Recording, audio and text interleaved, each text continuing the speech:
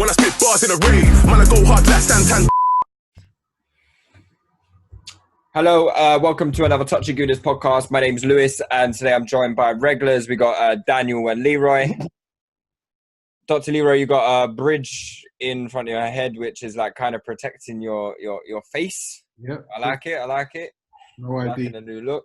No face, no case. DT, Dan, someone just called you Shaka Hislop on the YouTube, so. Yeah, I mean, You know. what can I say about that, man? Hey, he's a handsome chap. Yeah, I mean, my hairline is still there as long as that is there. What, is that a shot at me or something like that? I don't know. I didn't say much, bro. I just said that. Is it a shot at Chris, our special guest? I haven't even seen his hairline, to be honest. Nah, he's covered it up with It's finished. He's got the schoolboy Q hat. yeah, he's got the fisherman hat on. The J House. Yeah. How you doing, Chris? Welcome to the pod. First time debutante. I'm doing good. Happy to be on. Yeah, we're happy to have you on as well. Before we start the pod, we're going to do a season review this week. So be prepared for a lot of depression and, just general bad vibes. But I'm going to try and fit in some positivity in somewhere along the line because we have to be optimistic, right? Like, we're fans at the end of the day. We have to find some positivity somewhere. But before I do that, before we get into all of that, just want to give a big shout out to all the Patreons that have subscribed to our content. If you haven't joined a Patreon already, then I don't understand why you haven't done it. Loads of bonus content every week. And we'll be doing we'll be playing the FA Cup final Chelsea. Sorry, we're doing a Chelsea preview probably today or tomorrow or Friday. So that will be out to be released on the Patreon. So you can sign up for that for as little as £5 a month. And also that game, we'll be doing a live Discord as well. So if you aren't on the Discord, then make sure to join up Discord and join the voice channels and all that stuff. It should be a lot of fun. Arsenal v Chelsea on the weekend. I don't know if you guys are going to be present, but I think I have to be. So, other than that, nothing else to really plug. So let's start with the pod. So we're not going to talk too much about the Watford game because it was a bit of a nothing game, really. Like one of those typical end of the season games where, one team has got something to play for, one doesn't, and it was just weird. It was just a weird game. So we won't talk a little bit about that. But we've had a good 6 months of Arteta. I know 3 months or so were missed out because of coronavirus. So, okay, let's say 3 months. So we've seen 3 months of Arteta. I kind of want to just get all of your grades of Arteta so far. So if we grade out of 10, and I just want to hear your perspectives on Arteta so far. And we'll start with Arteta. So Chris, I'll start with you because you're a newbie. Actually, first of all, Chris, tell us a story about Arsenal. Yeah, that is unique to you. Okay, I want to know your Arsenal background. I'm going to put you on the spot a little bit. In what sense unique? As in, just a story about Arsenal. Yeah, anything. Since this pod is going to be a lot of pain, I'll go back to the biggest moment of pain. The 06 final was like the worst I've ever cried in my entire life. That was the worst pain. That's my unique story. I was crying while I was ironing my school uniform, man. I had the TV on in the front room. I was just crying, tears. I didn't even need water in the iron. My tears were just falling on the clothes, and I just used the tears to iron my school shirt. Exactly, man. Yeah. I was chatting so much crap to everyone, so I was done. Yeah, I know, man. That was a painful day. But, go on. I'll start with your thoughts about Arteta then. So since we obviously haven't had you on the pod before, give us your thoughts on the appointment at the time. And has your opinion on him changed after seeing him for the 3 months that he's had in charge of the club? So I was for his appointment at the time because, I was like, the idea of him was like the opposite of what it was to Emery, where it was like, he's like a guy who wanted to take control of games, wanted, to play the right type of football, a young, dynamic coach. So he's intense and, all the right stuff. Since he's been in charge, he's done a lot of positive things. Like he's really on point about, player behavior and stuff like that. On the pitch, it's a bit funny, but that's just, I think, more to do with our squad, as he said. So he's saying the right things. He's doing the right things off the pitch in terms of, having everyone be whipped into shape, whipped in line.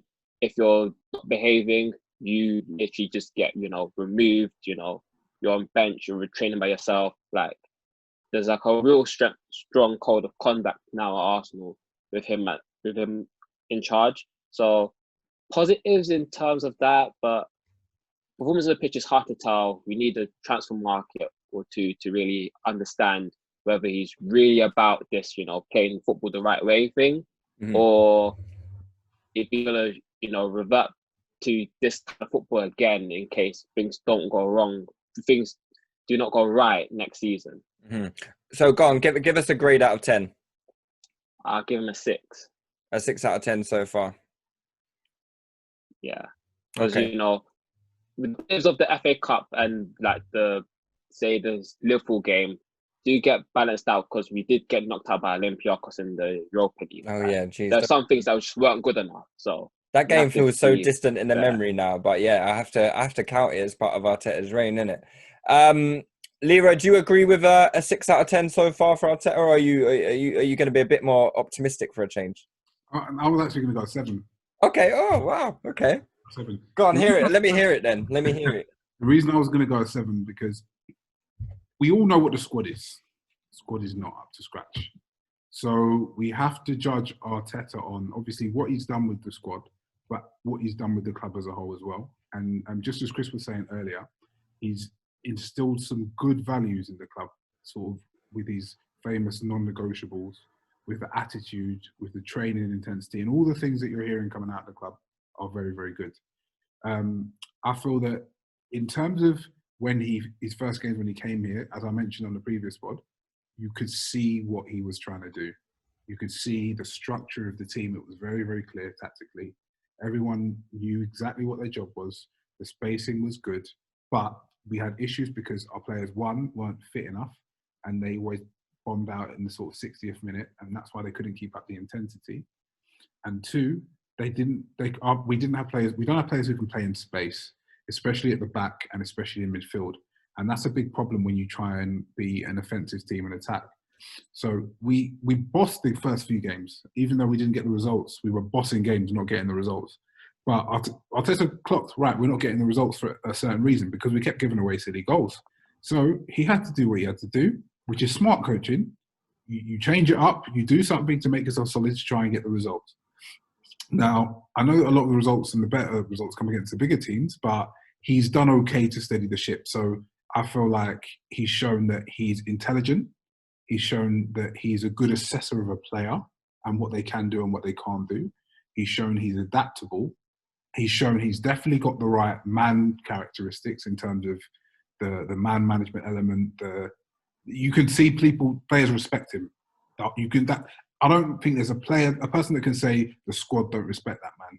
And everyone at the club, he's galvanising the fans, the players, the board. He's bringing everyone together, and that's what a good man manager does. So fair enough, we've finished 8th. We went out of the Europa League. We haven't really done well on the pitch, but if you look at the overall picture, I feel he's done a very, very... There's a lot to be optimistic about with him as a manager, and it's only if the club backs him, we can all see where he's going to go. So just to give you another example, obviously we're going to go into it, but he went for the back three, which is solid, but as solid as you're going to be with those players, but we don't create very much. But then if you compare that to the game now we changed at Watford, I think I messaged in the group, we looked more creative than we have in ages in terms of the positions we were getting ourselves into. But then we were very, very weak at the back and it became a yo-yo game. If you could see in that structure, if you put players who can cover space and who are the right athletes, and then you add up the technical quality in the final third, that team is going somewhere with the way he wants to play. And that team will be creative. That team will create chances. So I think he's done very well.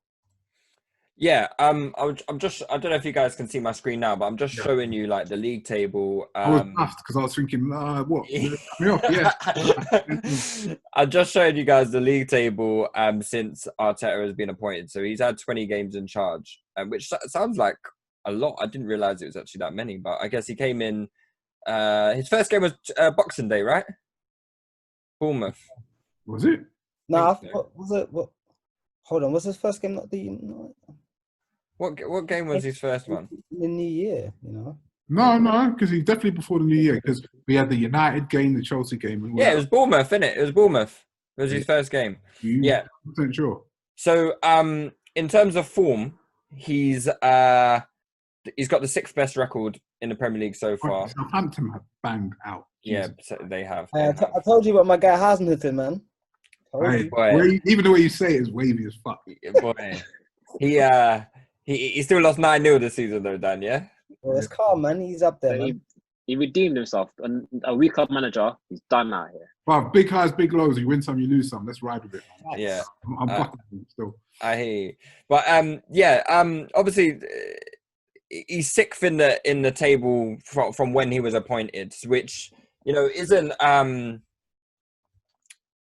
isn't great, but considering where we finished and where we were when Arteta started, I think that's a positive thing to take away, isn't it, Dan? Yeah, I think Leroy has very well articulated and summarised my thoughts here as well. You've got to think back before Arteta came into the job. It looked like we were going to be in a relegation fight, and I mean the whole mood around the club was so down, so negative. It was a mammoth job really to get us even to some sort of decent form, and it was very encouraging early on. So the Chelsea and United game, and then people really thought we can ball out, but as already highlighted, we didn't quite have the squad requirements to play the way Arteta wants to play, and so he had to adapt, and he did so. And I'll go a little bit higher than Leroy. Even I give him a 7.5 for the job. Well, that he's he's go done. for that as well, but I thought, let me know. Just in case this gets all back in, like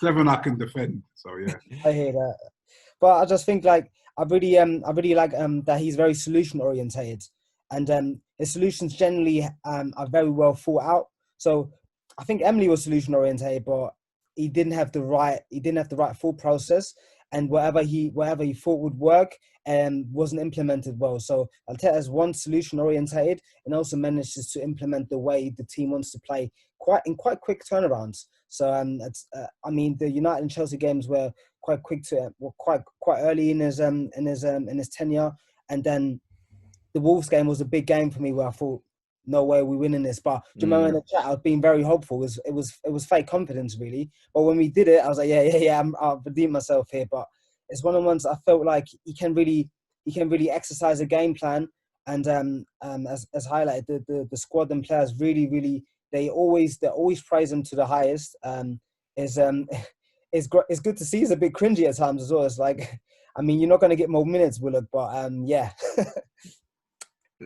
Allow a shot at Willock. Come on, Dan, man. Nah. He needs some shots still. Nah, fire away. Listen, he's still doing more than recent. Listen, I'm here with Uzi for you, big man.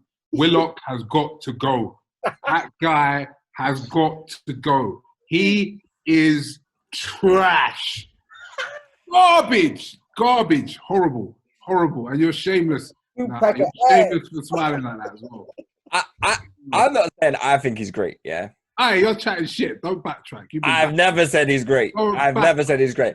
I just think you lot overdo it with this ESR praise, yeah? For a youth that has looked trash himself. I agree. Whenever he plays for Arsenal, trash. Like, he's looked trash. I agree. It's overdone by certain sections of the Arsenal fan base. But we're projecting in terms of, he's been trash for the first team, I agree. But we're projecting his talent. He is a very talented guy. But, he is, and so is Willock. But no. What, Chris? What? You think Willock's good? But wait, put it this way. No, go on, Chris. I like Willock's like attributes, but he's not good. He needs to go on loan. He needs to work out what he actually is. Because all I see from him is just a guy who can run. There's no like technique. There's no like. You like them, bro? He makes the right move. But you don't like this type of player, Leroy, because you are anti Ramsey as well, and Willock is like Ramsey light. Wait, listen, I'm not the biggest Ramsey fan in the world. But you are but you are insulting Ramsey's name by calling him Ramsey Light. What, you don't think it's Ramsey Light? You're doing Ramsey a Light? big disservice because Ramsey had a hell of a lot more than Willock does. No, of course, but that's why he's light, isn't it? Like Willock is like. No, and he's not even comparable. If Ramsey was an iPhone, that's actually rude. If Ramsey was an iPhone, yeah, Ramsey's like what? iPhone 7, yeah. And Willock's one of them dial-ups, you know, them old school ones. I was gonna say Willock's like an iPhone 3 or something. Nah, he's the one with the circle in the middle, and it goes. You need to allow it, bro. They're not even the same thing. Like this. Nah. I agree. Yeah, I think if you can sell Willock, then fair dues. I just think he's had a lot of positive moments this season that I think we tend to forget. He's played 40 games and he's done nothing. Oh come on, he's done stuff. No, I'm sorry. 5 mil, I'm taking it. 5 mil? We'll get more than 5 mil for him. I'm taking it, no problem. 40 games in the Premier League and you get more than 5 He's going to be in the Championship in the next 3 years. So that's fine. Struggling as well because I'm watching this Brentford game now. He is nowhere near as good as Marcondes or De Silva. Marcondes and Silva will have him sitting bench right now. You know what the thing is with Willock? I think you mentioned this before, Louis. At the moment, we're just deprived of what he does to a high level, but what he does do, we don't actually have in the squad. Yeah. So if we would have it, he wouldn't get any minutes, really. Run. Yeah. All he does is run. But we don't have anyone that can run. No one else can run. He doesn't even run backwards well. That's the problem. He runs and that's it, and not backwards well. And we need someone who can run backwards as well. Yeah, we do. No. We do. Garbage. And I would sell him. 100%. I would sell him. I would actively sell him. Like, I'll be like, look, you haven't got a future here. I'm sorry, kid. I agree. But I don't think we will sell him. I think he'll be here next season. If you agree, why are you always in the group shameless then? Because you are chatting shit about my boy. Lewis, you're so bipolar. I don't understand your opinion. Like, you will be backing Willock to the hill, trying to tell us all the positive attributes about him. And then now you're saying you don't rate him. Which one is it? I don't rate him, but I rate his position in the Arsenal side, right? So like I rate what he has to offer us right now. But they can be so. But like everything that you mentioned. Everything that you mentioned. What running? I mentioned running. Okay. A goal scoring threat. Okay. We don't have goal scoring threats from midfield. How many goals we got? Who? Willock. How many goals? Willock is probably our highest goal scoring midfielder. No, I mean, Shaka Sabao. It's not difficult. They ain't got no goals. So, okay. yeah. But Ozil as well. Your boy, yeah? Yeah, exactly. That's what I thought. So, yeah, he's our highest goal scoring midfielder. And fine. He's only got maybe like 5 or 6 goals this season. But you say 41 games, like at least 30 of them have been from the bench. Yeah, he's made like 40 appearances. And yeah, I know he has. Would you be happy if he done that again next season? Because I wouldn't. No, I wouldn't. Of course not. Nobody would. Exactly. But anyway, we digress. We're spending too much time on Willock. You haven't told me one thing Willock's good at, apart from running. He's good at running, yeah. He's good at carrying the ball. No, he's not. He's not. Okay, in relation to our players, kicking the ball into space and chasing after it. Perhaps. Yeah, he's good at that. That's not carrying, though. And he gets into the box, which none of our midfielders do. Yeah, and we've all bemoaned Willock's poor decision making. Like, really and truly, Willock should have a few more goals this season. You know, with the positions that he's popped up into. We don't have midfielders that do that. I give him that. He gets in the positions. And I agree with your general point of that he gives us some things that we don't have in the squad right now. But why are you hating on ESR? When you don't hate on him. I just think you lot are doing too much with him, man. This is Lewis, bruv. Lewis, you need meds, man. You lot are trying to bring a black brother down, man. Trying to be objective out here, man. Anyway, let's move on. Because what we're going to do now is we're going to talk about a player of the season. So I guess there's kind of only like there are only really 3 candidates to pick from. And I guess you could include Martinez. Leno. Yeah. No, I was going to say Leno, Aubameyang and Saka. Yeah. Which is who Arsenal have nominated. Chris, do you think anyone else should be included in the mix, or are you happy to go with those 3? I'm happy with them 3. No one else has played enough or been good enough to even be considered. Okay, and out of those three, who would be your player of the season? You have to pick one.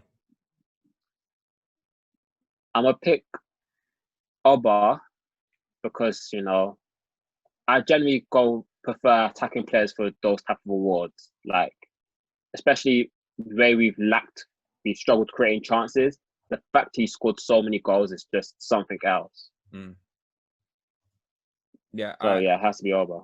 Okay, Oba. Dan, Leroy, what do you think? For me, it's Aubameyang as well. Really, I was looking at his numbers today. What Chris just mentioned, the team that creates so little. I think we looked at a funny stat the other day. Uzo was our second highest creator, and he played like 15 games or something stupid. And Aubameyang basically gets no chances. He gets 1 or 2 chances a game. He's got double figures and not just 10 goals. Like that bum Lacazette, he got 22 goals in the Prem, and I think his expected goals is something like 16. 16. And I was just looking at it now. And throughout his career, really, Aubameyang is a player that was always close to his XG. He didn't outperform it as much as he did this year, and really is kind of indicates to me that he is required for him to outperform it, and for us to even be somewhat competitive. And he probably is in his prime right now, to be honest. I mean, he's carried this team. Like Ozil is always out with a back soreness, but Aubameyang must have a broken back. Like, he's done a madness this year for us. Saka and Leno done well as well. Don't get me wrong, but Aubameyang has really done a madness. We would be out of it without him, to be honest. Leroy? Player of the season for me is going to be Mesut Ozil. Yeah, Dickens.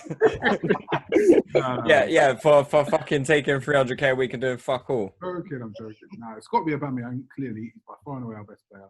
Carried us on his back for the same reasons all the other guys have mentioned. 22 goals, outperforming his XG in a team that doesn't create. And not just for that, just you have to big him up because his application has been mad. He has worked his socks off.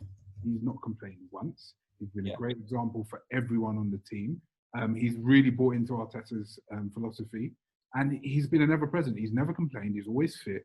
I don't think there's any other option than Aubameyang, really. I think he's been an incredible value for money at what we paid for him. Facts. You know, one thing that's actually quite underrated is availability of players. 100%. Aubameyang is always fit, man. He's always fit, and he's always like energetic. You don't see him not running, not doing his sprints. Like he's always on it. So I'm very, very impressed with him, man. And that's why we need to give him that new contract. I don't see him slowing down anytime soon. No, he's not even relying too much on his pace right now. Like he's not. Like I don't think he's not getting in behind and running away from defense. I know he scored like a goal against City like that, but he makes a lot of high intensity sprints though. He does. So yeah. But it's the most impressive thing about Oba to me this year. I think I just showed you the. I'll show it again. But is his clinicalness in front of goal. Like he's only missed 10 big chances this season. You compare that to the guys at the top, yeah. And like, look, Jamie Vardy was the top goal scorer this season. He missed 18 big chances, almost double what Oba did. You know, Salah 15, Rashford 13, Firmino 20, Abraham 22. Another one with these dons. Tammy and Gabriel Jesus are more criminals, man. More missed chances than goals. Nah, they are absolute criminals, bro. Yeah, and Firmino. Oh, you know what? Bruv, what's wrong with these people? With Aubameyang as well. Look at the non-penalty goals, and look at the other scorers scoring. Aubameyang gave 2 goals to Pepe this year, man. I think he gave 1 to Lacazette as well. How many Lacazette got over the last 2 seasons? What in the league? 12 last year. Aubameyang's that scored him in 2 seasons to 1, bruv. He's taking the piss. It's ridiculous, man. Oh, no, he got 10 this season and 13 last season. Oh, 13, okay. Yeah, he got 13 last season. So this is Lacazette. How many penalties did Aubameyang give him? Last season. You probably gave him a couple. I don't think he gave him any this season. Lacazette. One. I think he gave Pepe 1, and that was it. But I don't think he gave Lacazette any more penalties, to be honest, man. Yeah. I mean, exactly. We hardly get any penalties to fucking even share around. Apparently, Luis gave away more penalties than we've been given this season. Well, that leads me nicely onto my next point. Actually, my next question. So we've done people in the podcast think he's a good player and he was good signing. Who thinks that? Some people on the cast. Some people. Well, Anton. I don't know. There's some people on the cast that think that. Boy, it's definitely Anton. We've obviously done player of the season, so I agree. Aubameyang should be player of the season. I think it's no contest really, especially because of like how irreplaceable he is to us. Like we've seen with Leno. Leno obviously been fantastic, but Martinez has come in, and now all of a sudden there's a debate over who should be our number one goalkeeper. So Leno's importance to the side isn't as great as Aubameyang. So I would always go with Aubameyang. Saka has obviously been fantastic for us, but has had a quiet spell since coming back from lockdown. I know he had a few good games. Well, I wouldn't even say they were good games. I think he just copped up with a few goals, didn't he, Saka? But You know what? I don't think he's played that much as well. no, he's been on and off. He might play in the FA Cup final. I don't know. Yeah, He might do because he's a young boy, man. He's lit it up this year. He'll go again next year, man. Yeah, got his new deal, but he's nice. Yeah, he's hooked. So let's talk about worst player of the season then. So we've got plenty of candidates. Maybe if we had a short list for worst player of the season, then it'd be a lot stronger than the best player of the season in terms of numbers. So Chris, I'll start with you. Worst player of the season and why? This is hard. Okay, I have a tie between Bellerin and Luiz. Bellerin, okay. Because Bellerin's just been consistently poor, whereas Luiz will drop disaster classes, then have a good game, then drop another disaster class. So it's like, together they've both been like, actually, no, I'm looking at the chat on YouTube, someone said Kolasinac in there, right? Yeah, Kolasinac has had a grand total of 0 good games this season. Yeah, he's been rubbish all season. Hopeless. So yeah, Kolasinac actually is. You think Kolasinac? Yeah, I know. She didn't say Pepe because, like, he's not. Put it this way: has Reece Nelson been better than Pepe this season? Yep. Oh, Leroy. Fuck that you, bro. Fuck Pepe. And then Nelson as well. Anyway, I'll wait for my. Let me be quiet for now. Oh, the funny thing is, I saw Louis tabs in there. Nicolas Pepe stats, but I know. I don't know. I've got it ready. Okay. Kolasinac for Chris. Leroy, who would be your selection? Nicolas Pepe. Really? Worst player of the season, yeah? Oh, he's been abysmal. He's made me feel sick. But you actually think he's been worse than Kolasinac? Because I think I'm gonna need to hear the rationale for that one. So obviously, as defenders, you're judged on like you can do nothing all game, make your passes, do like nothing. As long as you don't do nothing wrong, you've not had a real bad game, yeah? Even though Kolasinac does do things wrong. But as strikers, you're judged on what you do. I just feel like you have to level the expectations at what the context around the player. So Pepe is our record signing for £72 million, 80 million euros, whatever that is in yen, whatever that is in dollars. I don't know. He has been an absolute disappointment on every level, every single level. I feel that I'm tired of seeing him shimmy and run into people and fall over. I'm tired of seeing waste good opportunities. I'm tired of seeing him not going at his fullback. I just feel that he has been the biggest disappointment from the level that we were expecting. Kolasinac, we know, is not great. Kolasinac is not a great player. So you can't ask Jenkinson to be Marcelo. You can't do it. So what Kolasinac has put out for his level compared to his supposed level is not terrible. What Pepe was supposed to be and what we've paid for Pepe, he has been a complete joke. So yeah, that's why he's the worst player of the season. Okay. I'm fuming at him actually. Like I'm proper angry. Yeah, I can see that. Dan? I'm gonna have to caveat this a little bit because the question was worst player, so I'll judge this on performance. But I really share Leroy's sentiments around Pepe and his poor application. the disappointment of what you expected from him to be and what he ended up being.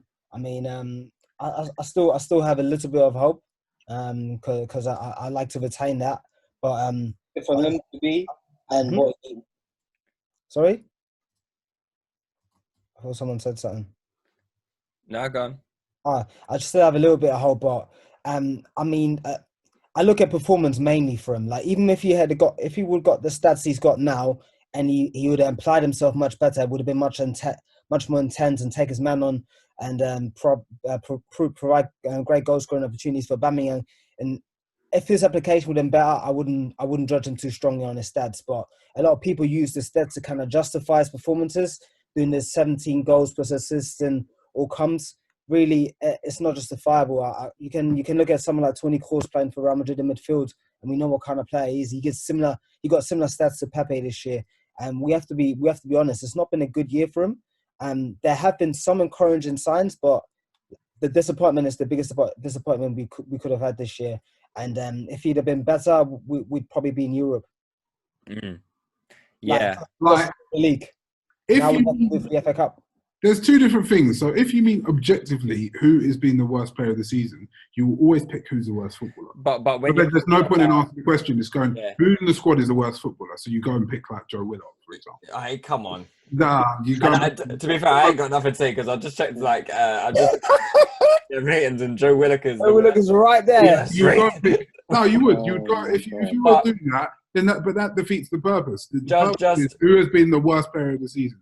So, like, otherwise, you just go and pick the best player in the squad in terms of ability. But yeah, I get you, but It was the top 12, yeah.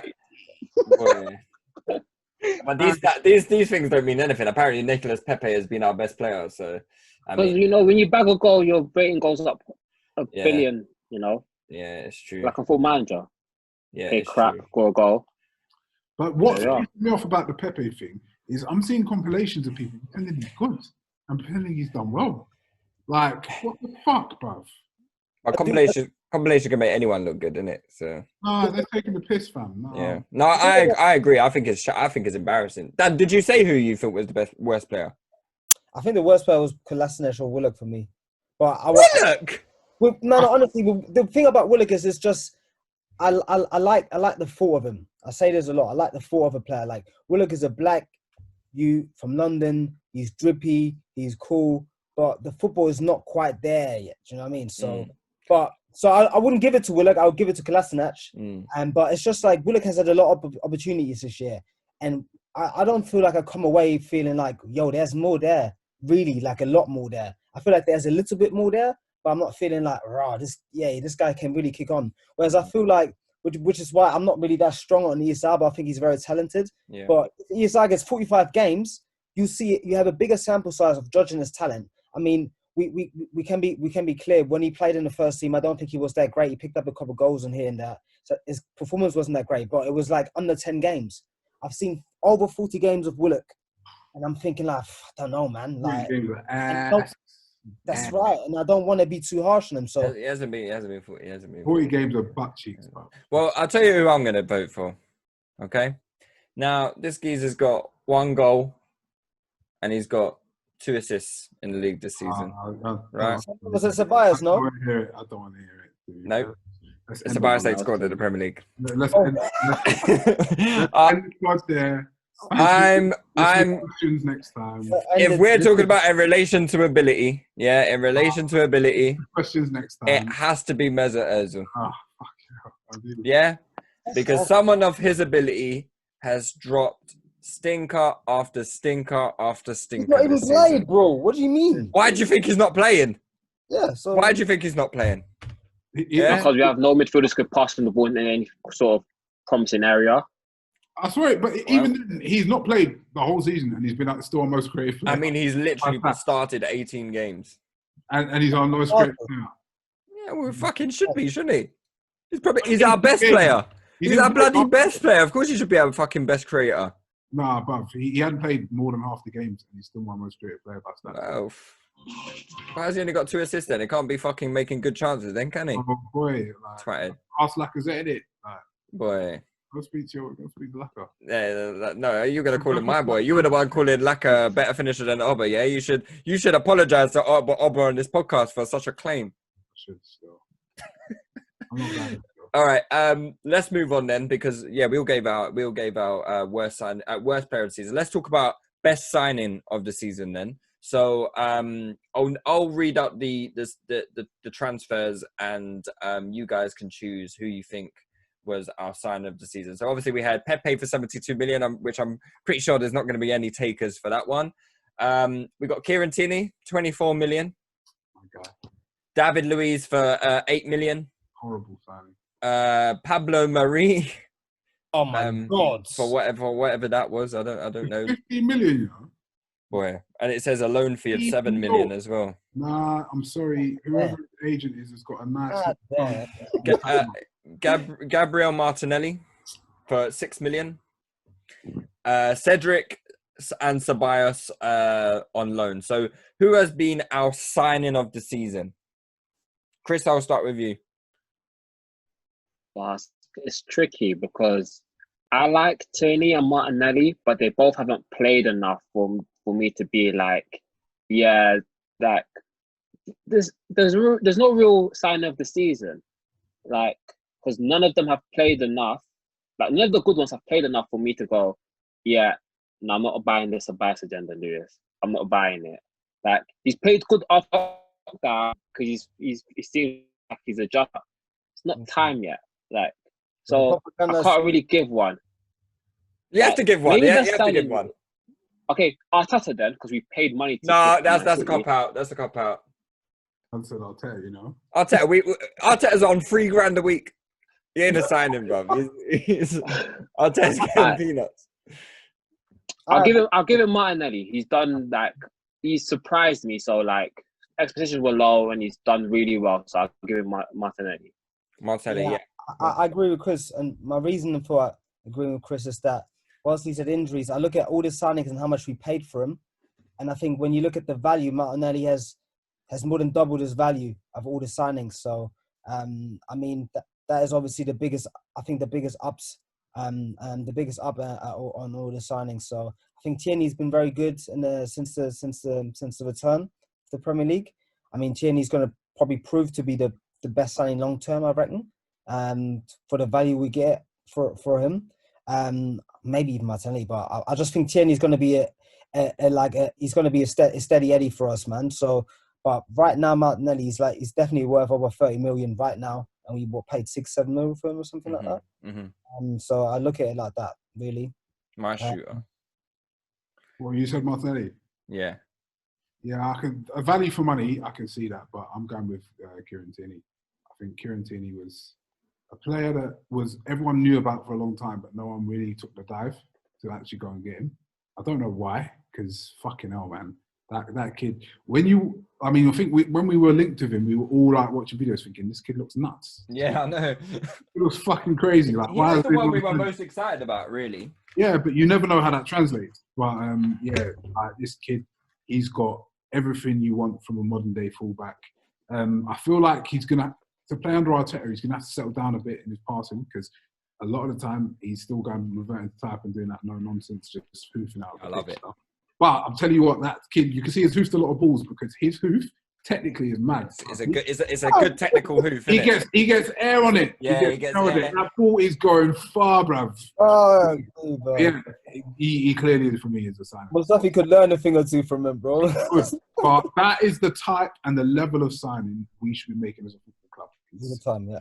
The price, the age, the attributes in terms of his athletic ability, with his technical ability, definitely. That's what we should be looking at. Yeah, I mean, I want to be shameless and go with Ceballos, who I think has probably been our Martinelli, yeah. Ceballos has been quality though, man. Like in terms of actual performances that have made you.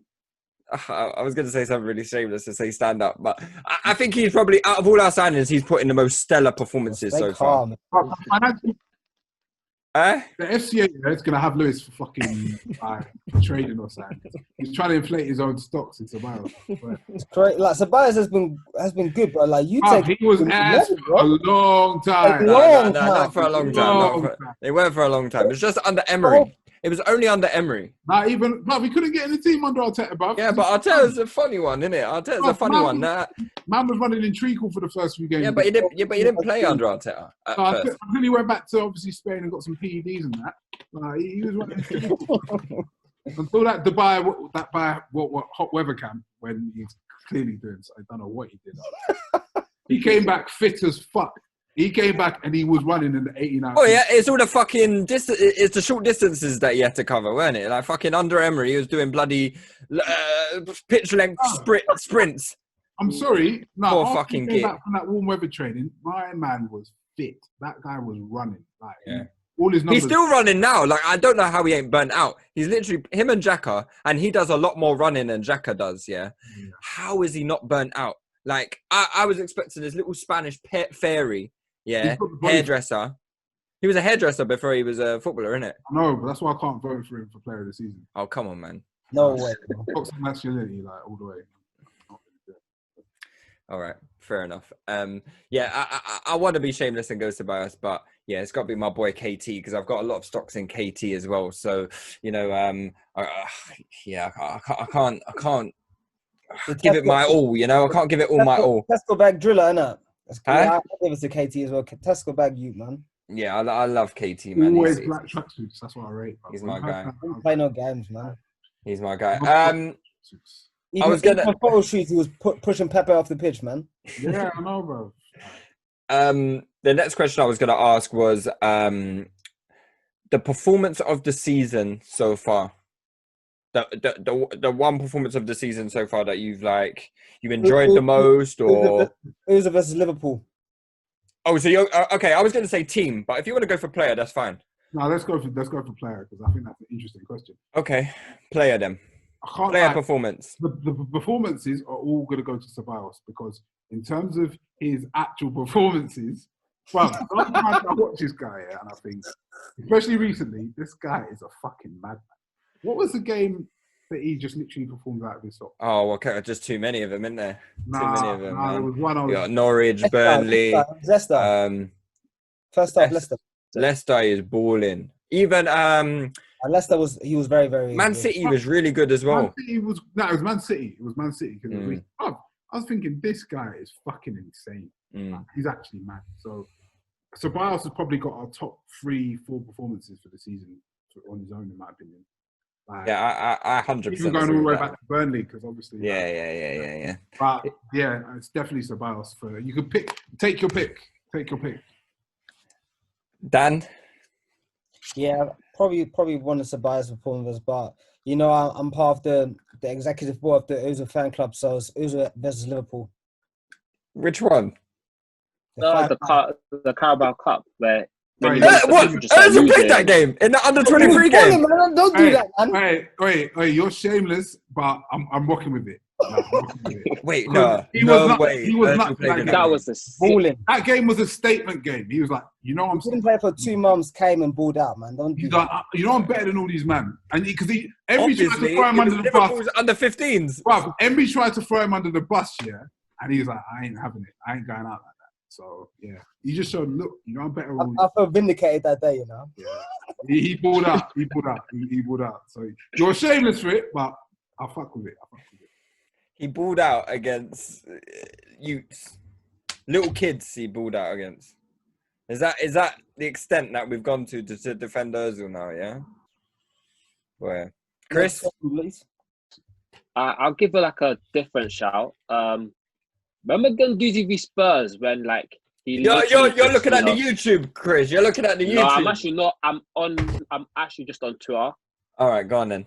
So when literally, because obviously Ceballos has had the best performances most consistently, but we need a different shout. So Guendouzi at Spurs where he just literally he was quite good against Spurs. And just started running with it and just trying things and they were coming up.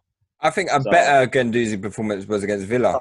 Yeah, when we were down to 10 men, innit? He's had some good performances. He's had some very good performances. Yeah. It's a shame he's a cunt, isn't it? We're proper taking the game by the scruff of the neck. Like, he's done that good. Ibrahim HD says Ozil first half against Chelsea. It's quite good, but absolutely shocking in the second half. So it don't really count, does it? Performances are 90 minutes. We're not Paul Pogba here. Yeah, we actually have to put in a performance first half and second half. To be fair, he didn't play football, so he had no match fitness. So, not hearing it. Is all he could give. Chris don't care. Chris, look at my face, Chris. Does this look like the face of a person who gives a shit? No, it isn't. Okay? I don't care. You have an agenda, bro. I don't have an agenda. I don't have an agenda. He sits on his arse all day. What match fitness? What? It don't mean anything to me. Yeah, he's a waste of space. He's a waste of space. He is. Mirad Semra says Oba versus City the other day. I don't think that was like a. Oba's not a performance guy. He's a ooter. He's a shooter. He's a gun man. That's about it. Yeah, 100%. So that leads to worst performance of the season. Woo! Oi, Pepe's got a couple. Pepe's got a few.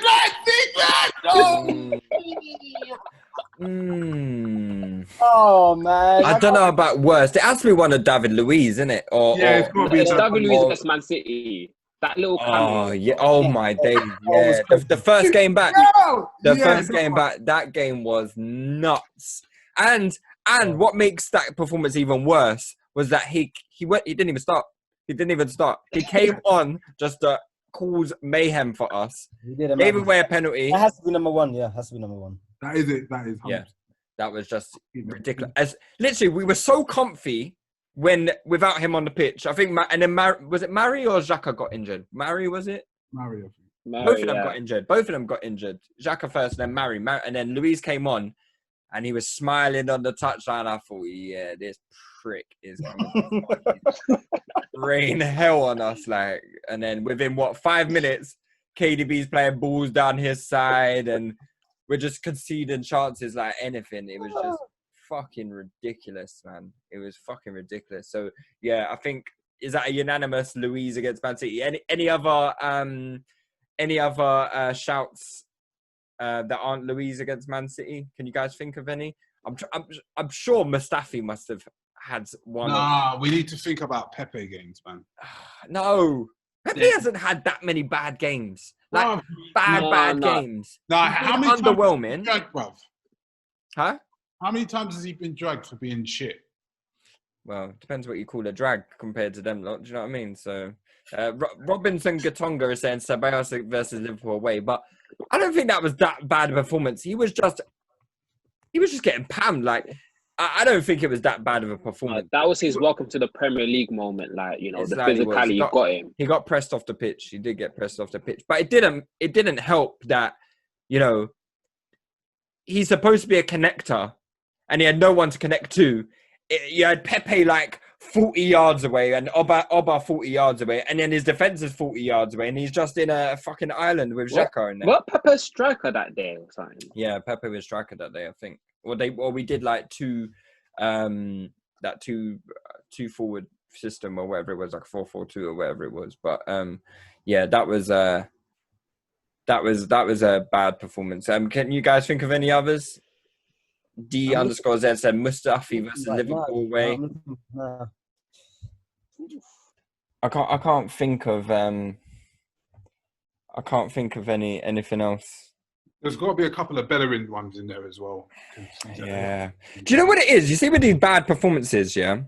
They're all like, I feel like with the shit players, they're all ingrained into one. Like I find it really hard to differentiate the performances because a lot of the players have been so bad.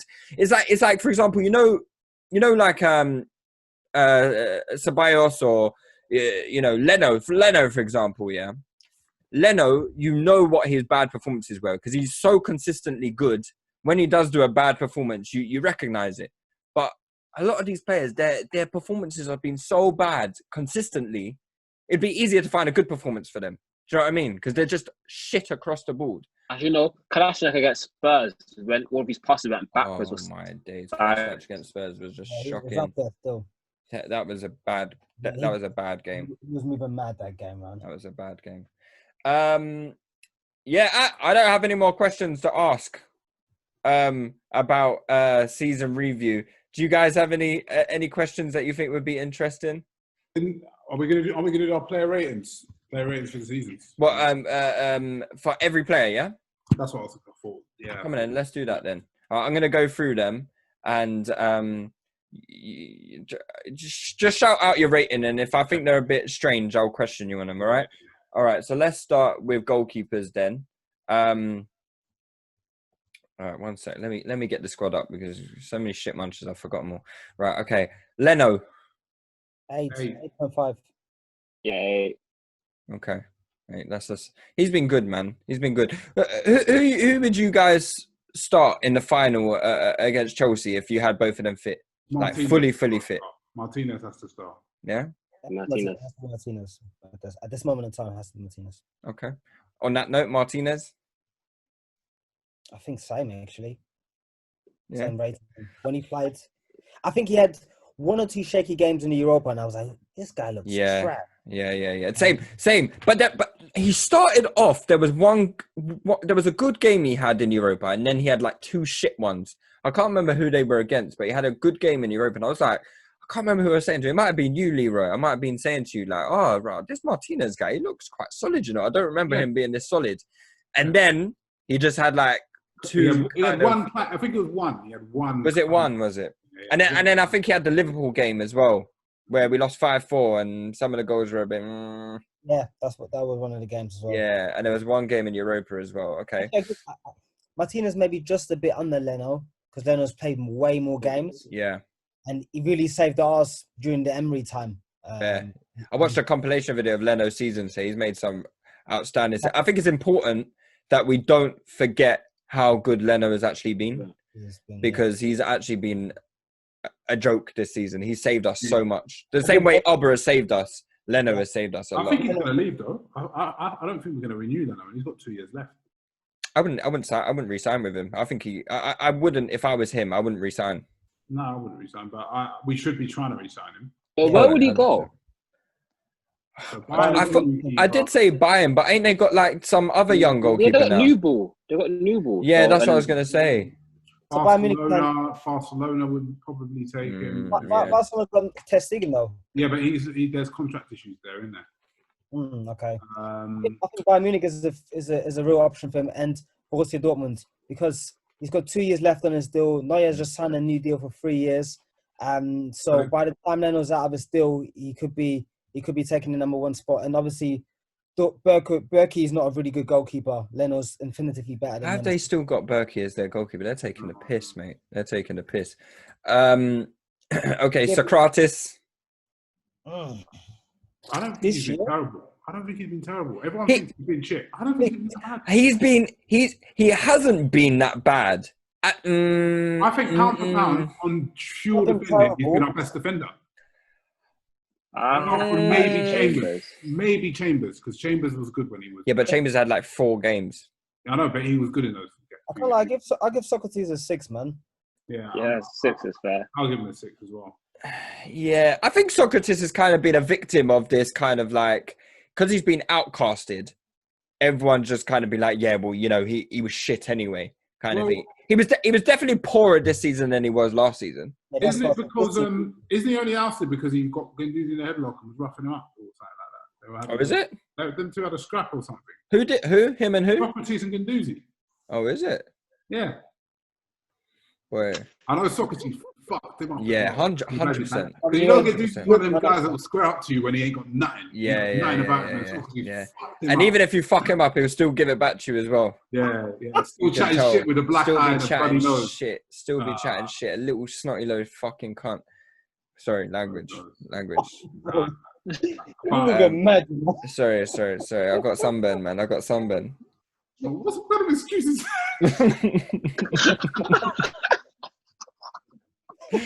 Sorry, man. Too much sun to my brain today.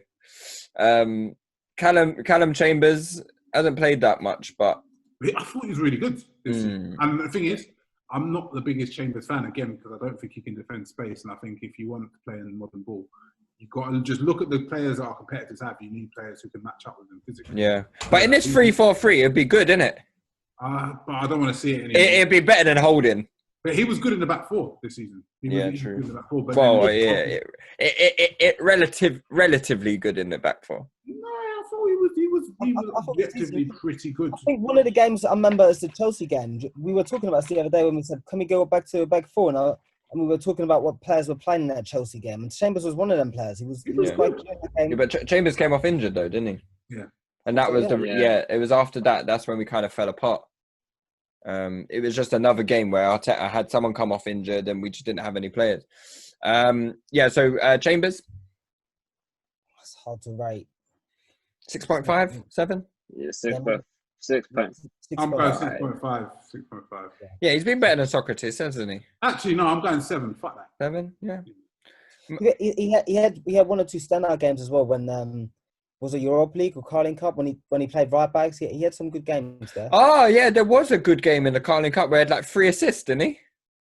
and he was pamming crosses and stuff. Or was yeah. that another game? But did he get a game where he had like 3 assists in one game? Or Was that in something? the Europa or was it in the Carling Cup? It was the Carling Cup, the game where Martinelli's got his hat trick, I think. Forest, Nottingham Forest. Yeah.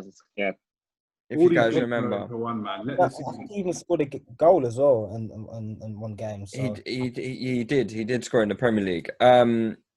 Mustafi been improved under Arteta, no doubt, but I still still hate that guy, but I give him a 7, bro. he was at fault. Mustafi, what? I can't forget his performance under Emery. Bruv, nah, Mustafi gets a 5. Max. Hmm. This little run under Arteta, I'm sorry. No. Not fooling you. Yeah, it's not fooling me. I don't think we should sell him for sure. Like this is not what I'm not trying to make a case for him. I just feel like since Arteta's been he's been really good. Even though I think the Spurs game he was looking crazy again. But Where he was apart from sliding. that, It looked like he was in a water park. Man was But if he comes across Harry Kane, sliding. he's finished. He was sliding across everywhere. He was trying to tackle Harry Kane with his head. It was just nuts. I guess 7 is probably too high, but I'm not going as low as 5. 7's a madness, bruv. That number is fucking nuts. I think he's been better than Socrates though, so I'd say like Yeah, 6.5. I don't think he's been better, honestly. So I think Socrates has not been great, but he's been hard done by, in my opinion. Pound for pound, defensively, he's been our best defender this season, in terms of his defensive actions, at least. He's made a few boo-boos, a few errors. Yeah, a couple, like when he went up for that header like a madman. But Yeah. Okay, David Luiz. Okay, can we start rating players on Emery and Arteta because it's difficult. No, just one number. Is too long. Yeah. So David Luiz gets a 2 for me.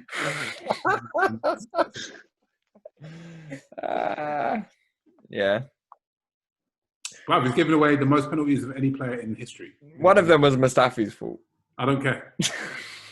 He's literally set a record for how many penalties one player has given away. And they're all the same. They're all the same thing as well. They're all the same thing. Like he switches off, and I feel like we've conceded the same goal, and like Luiz has committed like the same mistakes again and again and again and again and again and again. How many reds? How many reds has he got? And how many I don't know. He must have like 3 reds. Yeah, I think so. Have that for a defender. That is the what 2. Yeah.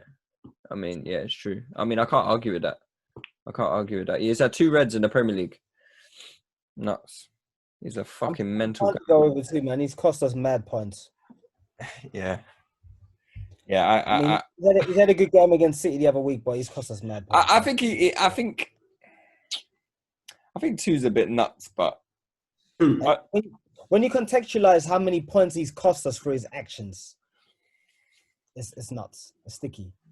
Chris? I was gonna go for 4. But yeah, I've agreed. It's been awful. So I'm gonna go 4 simply because he had a good game against Man City. Fuck that. He gets a 4 if he has that game against Chelsea. Yeah. All right, cool. I like that. Yeah. If he has a good game against Chelsea, we bump him I just up can't to believe 4. we're giving him another contract. So that's just the thing that upset me the most. you know, it seems off the pitch. He's good, isn't it? Yeah, the players seem to like him. What? Because he can hoof it over the top. He does seem like he's got good chat. He seems like a leader. And the He Chelsea is, boys yeah. talk about that as well. But then the Chelsea guys told us that he'd be good for us. So I don't know, man. One of these Brazilians, I bet he gets everyone to pray with each other and stuff. Yeah, 100%. Communal prayers and all If of he's that. got banter, he's got banter. Fine. Night vigils. Make him Gunnosaurus next year. And be done with it because I do not want to see him on pitch. Gunnosaurus with a throw, yeah? Bruv, yeah, you can be a mascot. It's fine. Rob Holding. 2. 5. Nah, Holding for me a 2. Holding is shit, man. I don't think Holding's had one good game. Actually, yeah. That injury finished him. 4. I'll give him a 4. He's poor, man. I remember Holding against Leeds. That was crazy.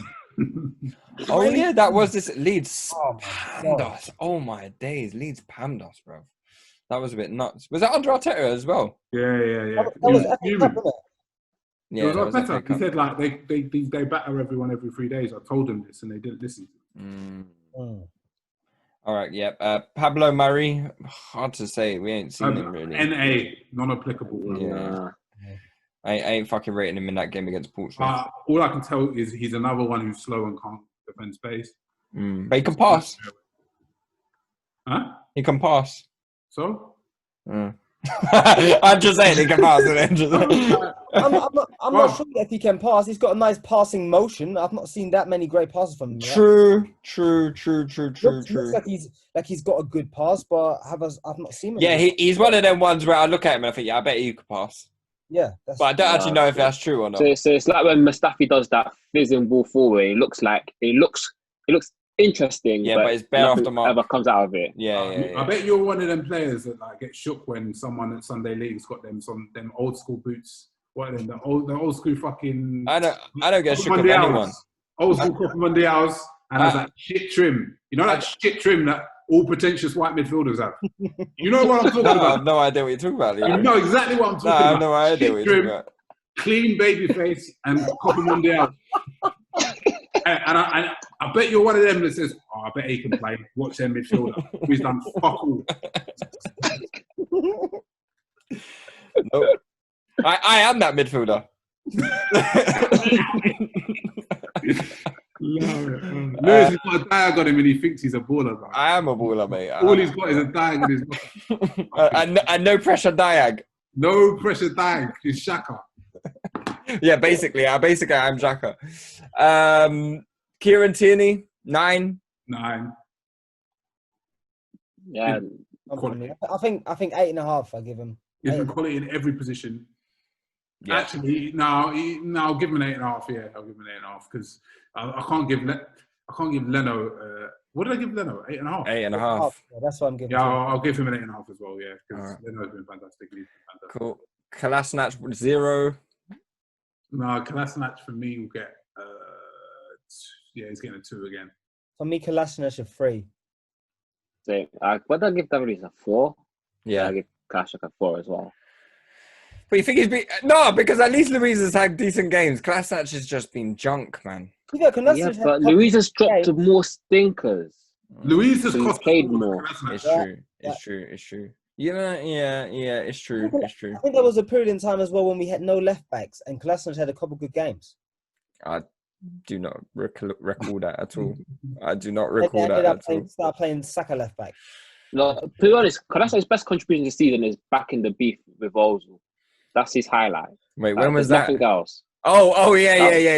Wait, back to beef. I respect it because he's down for it. He's always the first one there, throwing people out the way. But then people move as well. People up and moving them. Bro, he is a unit. Then people move, bruv. I'm watching players literally leave the floor. I'm thinking, fuck. I would like to see a wrestling match between him, and that youth team player, Olu Light. I'm backing my brother. What's his name? Ogbonu. I don't know because he has a bare pound of jam over. He was happening over lockdown. I was like, what? Bruv, he was looking nuts. But now Kolasinac, like, watch the next game, because he's doing it mad subtly and no one actually clocks. He's actually lifting people off the ground. Yeah. He's a madman. Bellerin, 4 for me. 3. Yeah. He's fallen so far below expectations. But Yeah. we know, like we've known for a while. He is what he is, isn't it? Before the injury, Yeah. we've been Touchy Gooners exclusive. We've been saying this for a while before the injury. Yeah, it's not. I hate when people are like, "Oh, it's the injury." That's right. Bruv, he was shit before the injury. Toast. We've said it. He's being toast. We wanted to get rid of him a long time. Yeah, and it's mad that Bellerin's only 25. You know. Yeah. We should be able to get decent money for him, but I don't think we will. You know, because I feel like we could. You know why? Because he's a reputation player. I feel like he's got a bit of a rep. Game by game, he's killing it. And I reckon commercially he might be quite lucrative for a new. That makes sense. It's to Paris, isn't it? He's a metrosexual. Hey, in today's world, that's everything, mate. He wears tops and shows his ankles. You want to fucking today's world, that's everything. Ainsley Maitland now. Up in the LV, man. You see him drip it up for LV. Apparently, you don't get paid for them LV shoots. Well, I'm not surprised. He's probably just there for drip. He's just there for the fucking vibes. Stardog vegan food. Stardog for me 7. 8 if he applied himself. Nah, I'm sorry. Bruv, you know when he checked out in that game? Nah, Stardog's had some. What game? Bruv, he mentally checked out in that game. He got injured and came off and was putting his thumb up. Do you remember? No, he didn't get injured. He got sent off. Yeah, he got sent off, but he got injured. But yeah, and then he was frozen out by Arteta because of what he did in the Sheffield United game to allow Fleck to score. I'm sorry, Stardog gets. He's had way more good games than bad 5.5 for me. Oh, allow it. He's had way more good games than bad games. Way more. I'm gonna give Ainsley and now 6.5, man. Nah, this is recency. Yeah, but he's only been playing recently. No, to be fair, the start of the season he looked good, but then he just he checks out mentally because he doesn't. Because of the ganja, but he stopped it now. He had a funny period in the middle. He had a nice start with a short burst, a long funny period, and then a little burst at the end. I'm sorry. But since he's given up the weed, I reckon he's given up the weed. Are you his dealer? Can't say that on the podcast. Can't say it on the podcast. But I do know that he drives a G-Wagon. Lou does look like the plug from Power, man. Yeah, he does. He looks like one of them Armenian youths. One of them Henrik Mkhitaryan's, yeah. Yeah, 7 for me. I really think I like him a lot, man, and I like his contributions to the team. I think he's locked down a few wingers this season as well. Like, so that is like the list is kind of nuts still. Yeah, it's getting substantial now, and he should play against Chelsea as well. Cedric, is that an NA? That's an NA, isn't it? Yeah. No. Torreira 4. He's been shocking. 5. He's been terrible. He had a good spell when Arteta came in the first few games. So. Actually, that's true. I did forget about that. Which is kind of weird how it's been phased out, isn't it? I know he's been injured and stuff like that, but nah, he's not brave enough with the ball. And Arteta's very perceptive of a player, and you can see him when Torreira opts not to pass not to make the forward pass. But you see them scan to Arteta, and he's fuming, going mad on the bench. You can see it. He's not very happy. So I feel like it's his reservedness of the ball that's the big problem. And he hasn't got the athleticism to really think, okay, you can be that reserved on the ball if you're doing mad things athletically, like an Ndidi, for example. Yeah. Allow it, but he's not really doing that. So, and he just looks out of sync at the moment. He's late to all his tackles. He's not putting up the defensive performance that he was before. So, yeah, he gets a 5 for me. Fair enough. Did you guys give your ratings for Torreira? 5. Same thing you guys mentioned. I think he's not in it anymore. I don't think he wants to be here anymore. He wants to go to Italy again. So. Sorry, Lou, are you okay, bro? Fucking hell, bro. Wow. See, I was about to talk about Andrew. Jesus Christ. Sorry, lads. Sunburn. The thing with Torreira for me is that I think he has a lot of ability, man. But it's a shame the way his Arsenal career kind of panned out because Emery was misusing him. Like Emery was using him as a box to box. Emery was taking the piss. As a 10. Yeah, he was using him as a pressing trigger and all sorts. Emery was taking the piss. Yeah. And then he's had a couple good games on Arteta, then got injured. But I share the sentiment about him not being really brave enough with the ball. I do think there's a player in there though, man. But based on this year's performances, I think it's hard to rate the Emery games because he was just misutilized. And then he's had a couple good games on that set that got injured. I think I just give him a 5.5 or 6. Yeah. You know what's mad? I think Torreira's going to go somewhere else, and if he goes, he's going to slap in it all out, and we are going to sell him under his value. Yeah. It's bait, but it's getting to the point now we're going to have to because he don't want to be here. He don't want to be here, man. He don't like the weather. He don't like the food. He don't like the girls. He's just... and he was born in a place called Frei Bentos. What did you show us that? And it was like dog meat or something. He was like, no, it wasn't dog meat. It was a stinking pie. Oh, fair enough. Yeah. I don't know what them South Americans on. You know, they're always copying our lingo and all of that. You know, that's why they call their sons all the good British names and all that, don't they? Xhaka. You got to give Xhaka a 7. Nah, but even pre-Arteta.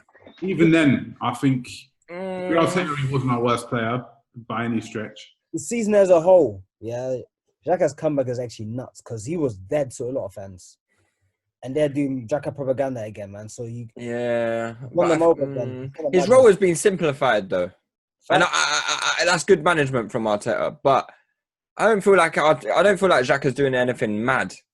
We're a lot more stable with him in the side. I agree, but 7.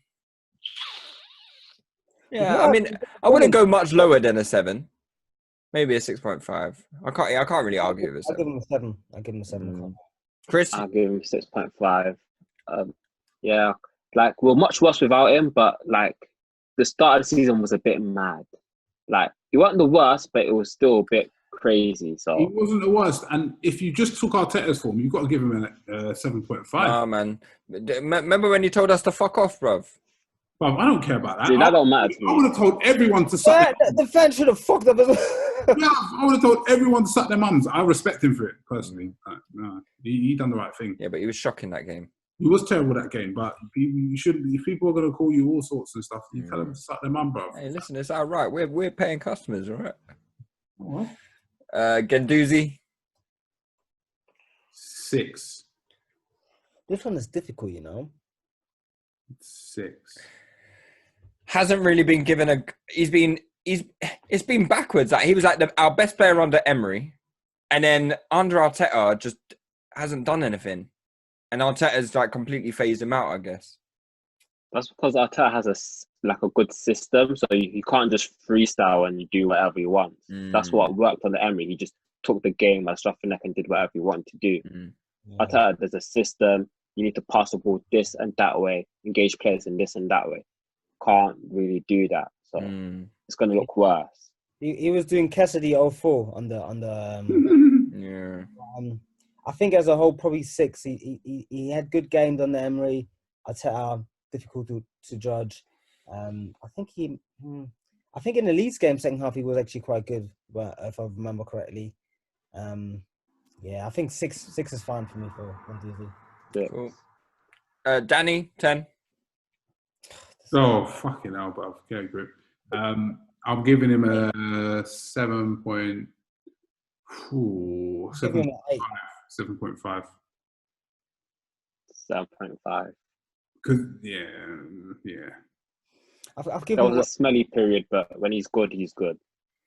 I've given Xhaka a 7, and I think obviously Sabah's quite a bit better, even though he hasn't played as many games, of course. But since the lockdown, he's been very good. So, I mean, he's been very consistent as well. Like this application, we haven't had many top players, playing, giving us top performances. So, I'll try to be generous when they have. So I'll give them an 8. Yeah, I like that 8. That's a strong 8. I really like that. Yeah, 10 for me. Joe, 7 for me. Good contributions from the bench. Who? Joe who? Willock. Yeah, Joey. You're taking the piss. Joe Willock, 7 out of 10 for me. 4. 5 goals this season. 4. Not a bad contribution, you know. That is crazy, man. He gets a 4 for me. Yeah, not for me. Not a 4. I give him a 5. He's got a bit of drip in her, so give him a 5. What, you giving a 5 for the bracelet? Because he got the boot cuts and he rocks them properly. So. Chris, 5. 5. Yeah. Not been a worst player, but just there's nothing to shout about. well, 5. Let's see what they give Ozil. Come on. 5.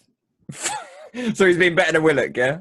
Yeah, I'm giving us all 5 as well. All right, cool. He's definitely been better than Willock. Fucking hell, of course. Has he? Has he? I think he's in the same vein. I'm trying to give Willock a bit of boost, man. Fucking hell, man. I'm giving Ozil a 3, mate. Just being fucking. Let's move on, bruv. Hey, Yeah. you're not gonna go anywhere here, man. Next question, bruv. Martinelli, 10. Now Martinelli gets a 7.5 for me. Mm. He's been. I don't like him on that left wing, man. I don't like him on the wing, period. Yeah. But when he was up front, he was a fucking driller, bruv. Yeah. Not even just his like I goals. thought he had more Premier League goals, you It know. was his all-round play. He was pressing. He's not many starts in Premier League though. Look at his starts. Yeah, it's true. Oh.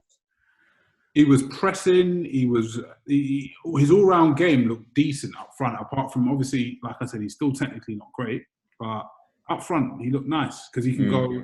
You're not as restricted as on the wing, so you don't have to be as technically clean sometimes. But obviously, you do get pressed a bit quicker, which is an issue. But the positions he was taking up were quite nice, so I'm giving him a 7.5. Cool. 8. 8. Somewhere in between for me, man. He really gave. Under Emery, it was, man. My mental health was suffering under Emery, man. But Martinelli was giving me some bright sparks, man. Some hope. So, yeah. I hope he comes back like 30 though. I think he will. The thing is, I'm happy they did that with his injury. They've clearly, like I said, done the repair, which is better for his long-term career. The only problem, rehab is more difficult. And then the rehab is where you really, really need to make your money as a sports professional because we need to get him up because he's a fast twitch guy and we need to get him up to speed. So he could take a while to really get back to the levels he was at before the injury. And that's what I'm a little bit worried about. He looks like he's a hard worker though, so fingers crossed. Yeah, 100%. Saka? 9. 8, 9. Well, if you're getting Saka better than Leno. For me, I'll contextualize it, man. Saka is a young guy, man. Played left back, completely out of position. I think for me, man, I've just been so overwhelmed by what he's been doing. So I give him a little bit better than that. He gets an 8 for me. He gets an 8. He gets the same as the Baus. 8.5. Like with a mix of reasons, like exactly. He's been a surprise. Like played out of position, did it well. Even when he played left wing at the beginning for Europa League, he did okay, especially at the end of game. He could always just cross the ball at the end of the match. So, and he's signed a big contract this year. Give him. Yeah, 10 for that. Put a 0.5 on that, man. Yep. Pepe. 1. Nah, you're taking a piss. I'm not joking. 1. So what? Joe Willock's been better than Pepe, yeah? Yeah. For me, I give Pepe 5.5. 5.56. 5.5 for the 5.5 goals that he scored, yeah? 1. I think I give him. I'll be more positive to be like the opposite of Leroy a little bit. Even though I have the same criticisms as him, I'll give Pepe 5.56. Simply because he has been decisive in some key moments for us, but overall his performances stink. Application stinks. We should be looking to shift him as soon as possible. As soon as it's economically viable to sell him, we should be selling him. So 3 years then? Well, whenever that. In the meantime, all we should do is have him on free kicks and pens. If only we could do like a specialist one where a specialist. Just a stat pad. Yeah. If we make him stat pad with pens and free kicks and corners. Some club will buy him. Some club will look at the stats and be like, oh, he's got this many assists. Oh, someone will buy him. So just let him stat pad and then sell him. Chris, where you giving Pepe? Giving a 5.5. Like, yeah, like there's been some good moments, been a lot of bad moments. We just, we go again next year. 4.5 for me. 4.5 for me. I think he's been disappointed. If you had asked me maybe a few months ago, I would have said 6. Last few months, the last 2 months in particular have been. Yeah, man. What is he done? I was expecting him to kick on, man. I was expecting him to kick on. I'm getting sick and tired of all these excuses for him as well. Fall back overlapping and structure, blah, blah, blah. Like, fuck off, man. Do you know what?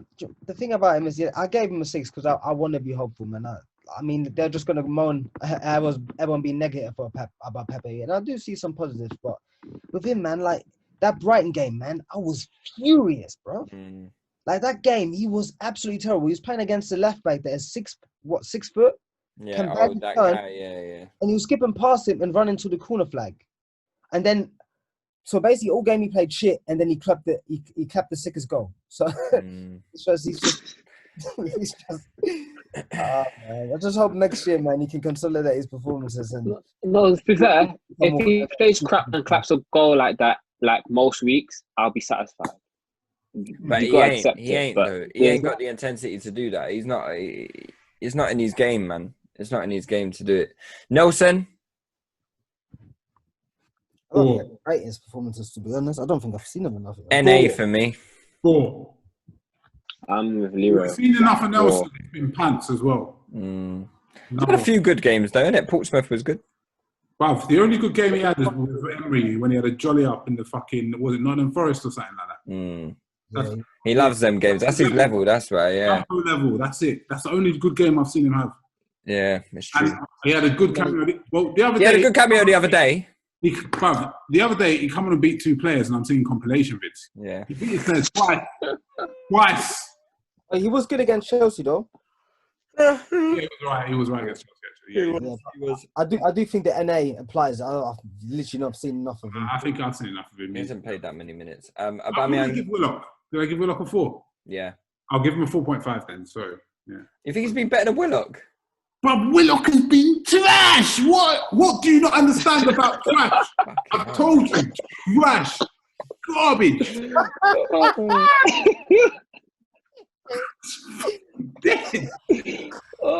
can't anyway. Cost you. This guy has been so bad. Yeah, from a technical standpoint of the game, the technical parts of football, he has been. Football is more than about technique. Horrid, abysmal. I'm running out of adjectives because my vocabulary is not big enough.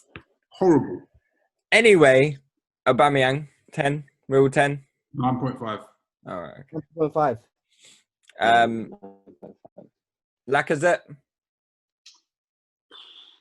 See, the thing is what I'm going to say about Lacazette, yeah. Let me say this about Lacazette. His general performance level hasn't been that bad. It has. You think it has? It has. Only recently he picked up. He's been smelling. It's been horrible. But he has been all right since lockdown. He's just not scoring the goals. Nah, he's just been bad. Sorry. You think he's been bad since lockdown finished? Oh no, not since lockdown. Afterwards, after lockdown, he's been decent. He picked up recently, but after lockdown, he started very, very badly, and then Eddie came in the team, and then since back in the team after Eddie's got to kick up the arse. Got his red card. He's been relatively good all round play, but overall 5, bro. Yeah, 5. Yeah, all right. And last but not least, Eddie. 6. Surprisingly good. Yeah, he surprised me a lot, man. He's a lot better than I thought he was. A lot better than I thought. I thought he was shit. He's not the level. He's not the level for where we want to go. No. To get us there, he could be a rotational option, as in a third choice striker. I wouldn't have him not good enough for a second choice, but a third choice striker. But the kid can score goals, and that is undeniable. And I think he can score goals at any level. And I think if you gave Eddie the number 2 shirt in terms of the striking position, I think he'll get you double figures. Well, Al Gabby, yeah? Yeah. Yeah, I think Gabby who? Jesus. Jesus. Yeah. So he'll get you double figures. He'll get you 10 goals a season on the bench. But for the level we want to go, he's not good enough to be a number 2. He's not even. Arteta likes him a lot. I can tell. My man runs his arse. Yeah. He hassles people. All right, cool. Dan, you got Eddie ranking? I think I share with the guys. I've said that he surprised me a lot, man, because I was like, what's the point in getting him kind of back? I do see the point now. But I do feel like long term potentially play that we can cash in. We seem to be quite blessed in the youth teams with what's his name, Tyrese John Jules coming through. So I don't know if the ship has sailed on Balogun, but 2 very talented strikers. I think it has. We probably will extend the Aubameyang, might sell Lacazette, and we might sign another striker or another forward. So I think there needs to be some space for Tyrese John Jules or Balogun. If even, I know this is just hypothetical, but I think there needs to be some space for them. I'd give Eddie 6.5. I think he's quite surprised me, and I think he's been a good player. Yeah, he has. All right, let's we got 6 minutes because I want to be done by 11. We're gonna do some quick fire listeners questions, but I'm only taking them from patrons. Okay, so Wait, let me just say, shout out every single patron. Wait, big up you in the corner. This man in the corner. I'm gonna big up you yourself, Chris. Shout out every single patron. All of you, thank you so much for the support you've given us. We really appreciate it. We really appreciate the uptake. Discord pops, Discord bangs. Do you know what? I was a bit skeptical with Discord until I actually started to use it. You guys on Discord are the funniest people dogs, man. ever. funny. Chris, do you use the Discord? Use the Discord, didn't it? Yeah. You have me crying every weekend. Yeah, I know you're trust an me. Arsenal fan, but that Babs guy is the funniest dude ever in He's history. got a meme for everything. Bro, that is hilarious. But yeah, thank you all the patrons. We really appreciate it. Yeah. Tell a friend. The rest of you who are consuming free content, words for you. I'm not allowed to say them because Lewis is Yeah, where's that meme button? sign up. All right, let me quickly rattle through some Patreon questions then. So Thierry 2021 asks, should we sign Joe Olsen? I saw something today. Apparently he's fucking signed a new contract with Sporting. Kia's just used us, man. He's like scrap. Yeah, he's How you doing that? Like, are we not your first priority, Kia? What the fuck, man? Nah, but if it was at the 13 million quoted, yes, I would sign. Yeah, him. he looks alright, innit? Anything above that, horribly no way. But he looks good. He looks like a good talent. He does. He does look like a good talent, but probably has used us for some contractual extension at Sporting Lisbon. Any thoughts on this Jolson guy, Dan and Chris? I've said I've seen him. No, we have not watched it now. I've seen him play live before, you know, like, just by chance. Oh yeah, you said yeah. I was watching. I was in Germany. I was at like a youth tournament. The Dortmund there, Sporting there, Atletico Madrid, a few good teams, and there were 2 standout players, and it was him. He was very good. He was ripping players up, and there was another guy called Famana, plays for Borussia Mönchengladbach. I don't know how many people know him, but he looked insane, like insane. But yeah, Jolson was really good that game, and Okay. Mateus asks, apart from Saka, which player surprised you the most, negatively or positively? It's an interesting question, actually. Pepe. He didn't surprise you, though, did he? He didn't really surprise me, but it's how bad he was. I didn't think he'd be this bad. I thought at 72 million, you're going to get a certain degree of quality. But he was terrible. Apart from, who did you say? Apart from Saka, the other one who surprised me is, even though, like, I think I said it at the Fiorentina game, we said in the group chat, I said, this Martinelli kid's going to be a great striker. I've actually I know I said it because I keep retweeting my tweet from the first game we saw. Seamless like that. But what, in the pre-season friendly? Pre-season, when he was playing wide, I said, this kid is going to be a striker and he's going to be a very good one. And I tweeted it. And it's documented there in July. So I'll keep it. But no one's seeing it. I think... But yeah, it's fine. I can't say I was surprised at Martinelli because I didn't know anything about him before. And the first time I saw him, was in an American game or something. Was it Fiorentina? Yeah. It was. And I remember seeing him. I remember thinking, fucking hell, this guy's lively, man. Like, I didn't know how good he was, but I was thinking, man, gee, who is this kid? He was looking fucking. He was all over the place. Yeah. But yeah, surprise. Who have I been surprised by? Martinez. Yeah, good shout. Martinez. So yeah, he would be my guy, really. Okay. Stevie Adu is. He says, can you take 3 positives from this season? Because he's a positive gooner. He wants to hear some positives from us. Obviously, one has to be Arteta, right? And yeah. What, like, Arteta, you know. Second one is for me, Saka signing. Mm-hmm. And then the third one is we're in the FA Cup final. We still have a chance of getting Europa. Yeah, is that all right for you, Stevie? Yeah, that'll do. That'll do for Stevie. Yeah, That guy Daryl asked, would you say it's an exaggeration to say that the Emery appointment set us back another 1 to 2 years in our transition away from the Wenger era? No, it's not. yeah. Not at all. Might have set us back even further than that. It has, because at the end of the day, the competition is mad nowadays. So one misstep and we were struggling anyway. Really, really puts you back ahead of your peers. I mean, Emery was truly horrible. Now he's at Villarreal. Somehow he's got another top job. How has he got another job?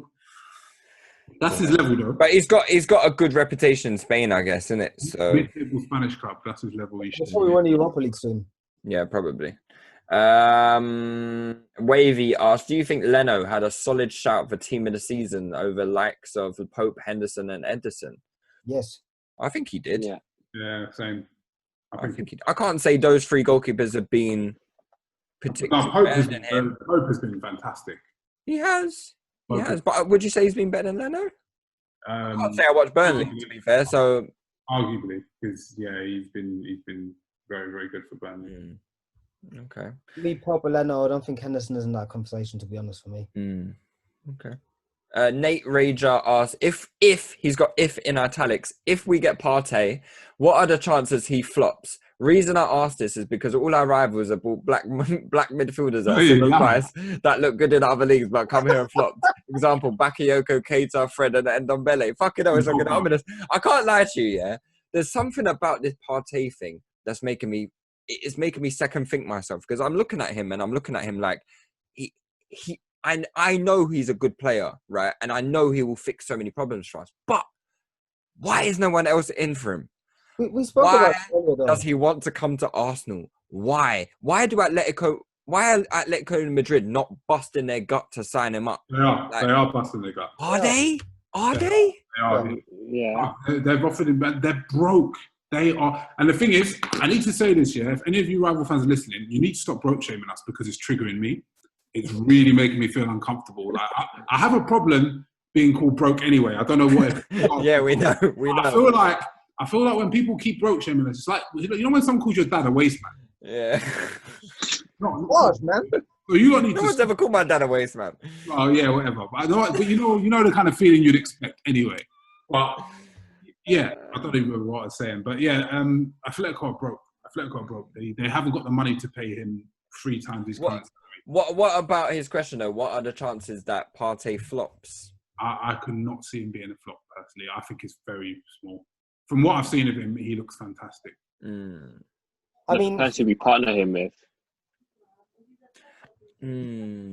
I see very little chance of him flopping. I think the thing with Partey as well is that he's played for a number of years at the top level as well, and different to the Pepe transfers that he plays for a top team as well. We've played in the Champions League against top opposition, so we've seen him really playing high stakes, high intensity games. I think we've seen him even play against Arsenal. I mean, I think he's got the lot, man. So, and to go back to some of the points that you've made, I think we kind of spoke about this in the group. At this moment in time, I think the big European teams are all very stacked in midfield. Real Madrid are absolutely stacked in midfield. Juventus are stacked in midfield. PSG are stacked in midfield. Even the tier below, Dan. Why are Man United not after him? That's just negligence, literally. I think United are going to end up signing like a British player. That's why. Declan? Lone Star. Someone like that. No, but I actually think United not going for him is actually negligence on their side. I think they should be going for him. I think Chelsea should be going for him as well. A midfield of Partey, Pogba, and it- Fernandes is scary. Yeah, it's scary. Very scary. I'm not What's saying the- it's not scary, you know, because I don't rate this properly. No, but Partey will get the best out of him, I think. What, unlocking Pogba season? Yeah, yeah, exactly. They're And like what was it? Who was Mara getting onto Whole you season saying? saying Gray's Anthony, Mariah was jazzing. I had them on the ropes. Jazzing. I had them on the ropes. Bruv, like, so yeah, what? Mariah's Isn't not there gonna level like this, 10? right? Pogba, sorry. Not Don't Pogba. you need to go through level 5 to unlock level 10? Bruv, they were both jazzing. Him and Disu. They were. We had a massive, me and Dizzy had a massive argument today about it. We were Oh going, yeah, I need what in the group chat. Yeah. yeah, bro. All right, I need to go and check that out. Rubbish. I need to go and check that out. Rubbish. All right, let me do a couple more because we've got about 6 questions left.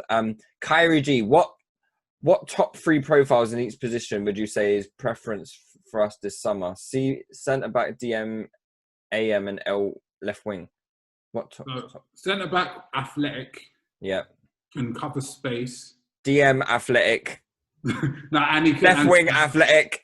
AM, athletic. Basically just athletes. We just Yeah, we do need athletes. Now, DM, we need another athlete as well, but who is good ball progression and preferably, well, at least passing and preferably both passing and dribbling. AM, technique, ball handler, and what was the other one? Left wing. Left wing, technique, ball handler as well. For me, the AM has got to be a creative 8. Yeah. A player with high technical proficiency. Can and also the Ceballos not do it? No.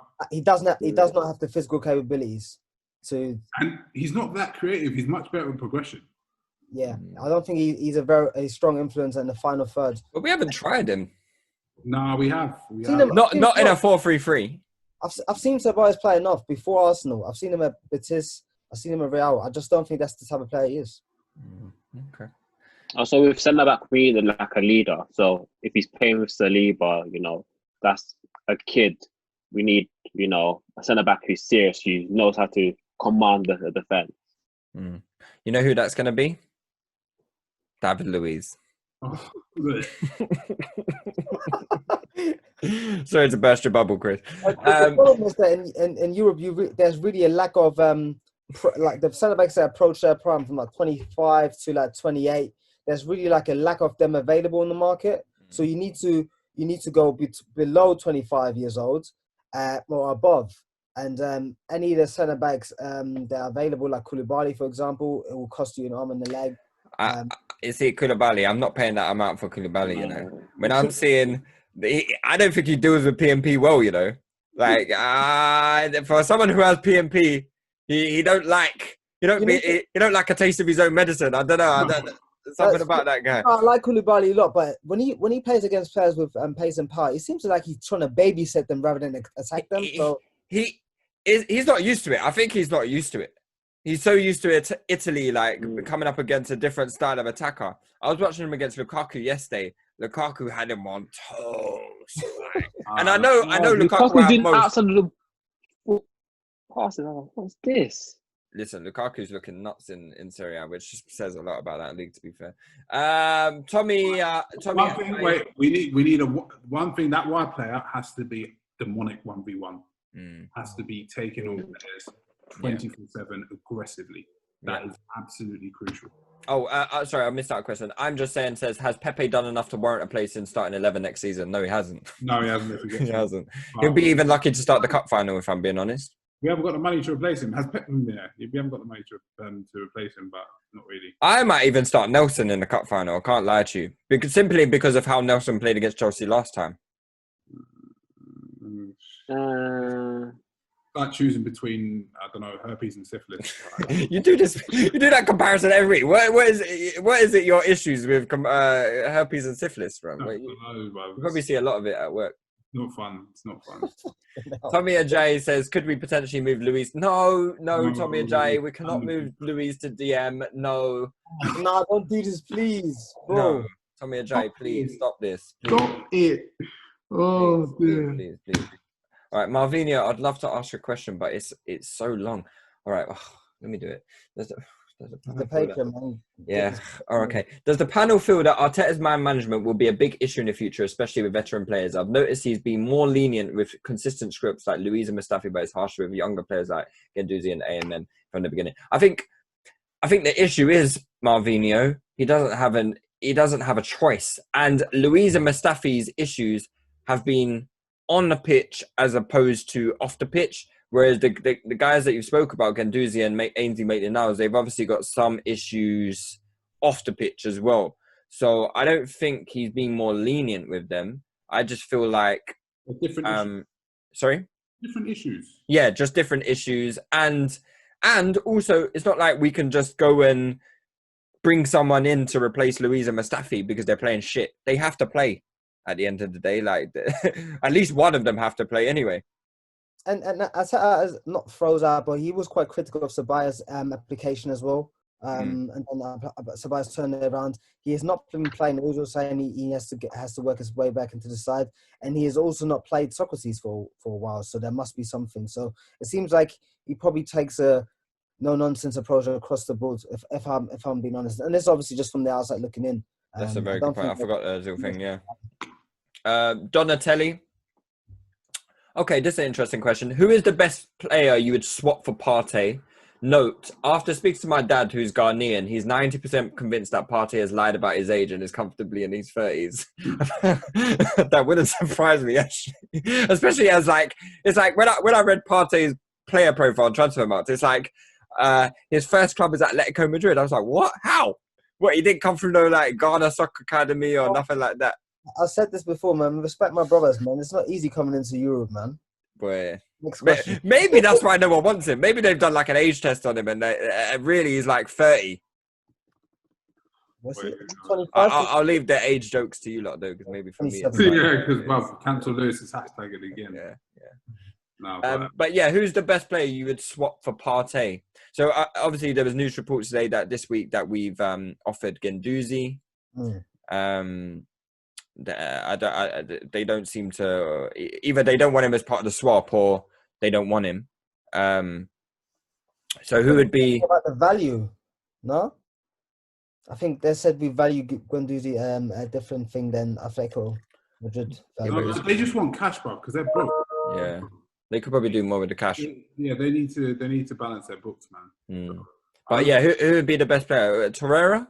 I don't think we're going to get away with doing a swap, but if it is, Guendouzi would be ideal because he's someone that we don't want. So yeah, someone we'd be trying to sell anyway. Guendouzi, Laka.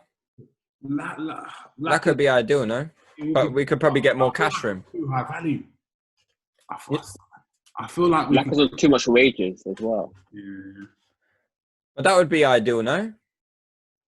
Any of them, bruv. They can have all of them if they want. Like, yeah, give them all free. Sell all of them for Partey, yeah? Yeah, bruv. Like, want to get all these bums out of the club, man. I'm fed up with them. Okay, two more questions. Kadeem, we all know that Emery stayed much longer than he should have. So how different do you think our season would have been if we brought in Arteta sooner? Yeah, we may have sneaked Europa League. We may have. No. I'm sure we would have gotten Europa League.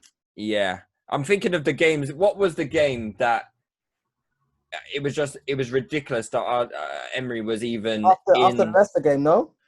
It was the Leicester game, yeah, where we lost 2-0, I think it was. Let me get the games That's up. You have to be good to beat us. Yeah, man. we lost 2-0, and then after that, we drew to Southampton 2-2, drew Norwich 2-2, lost at home to Brighton, and then so the Brighton one was the Ljungberg appointment, wasn't it? Was the Brighton one Ljungberg? Oh. I can't remember what Ljungberg was. Damn. Who was in charge against West Ham when we won 3-1? Was that Ljungberg? Ljungberg. Yeah. Yeah. Was that his first game in charge? I can't remember. Because he had one before that. Did we? It must have been the Brighton game then. Ljungberg's must have been the Brighton game. It must have been the Brighton game. So after that Leicester game, Emery had 2 games in charge. The Southampton at home, where we drew 2-2. And that was a Southampton at the time that were 19th in the table. Oh, I'm checking this now.